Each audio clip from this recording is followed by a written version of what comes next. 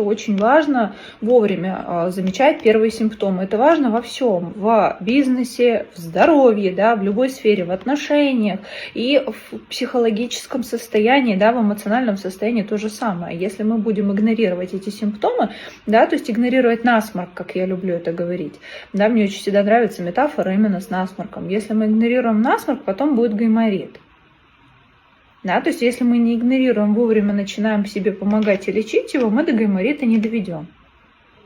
Соответственно, если мы начинаем работать со своей эмоцией, как только она появилась, поднялась, мы до эмоционального взрыва не дойдем.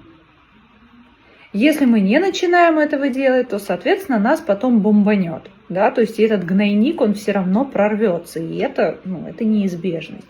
Поэтому мы и вообще работаем в этом интенсиве, да, то есть чтобы научиться не доводить себя до состояния взрыва гнойника.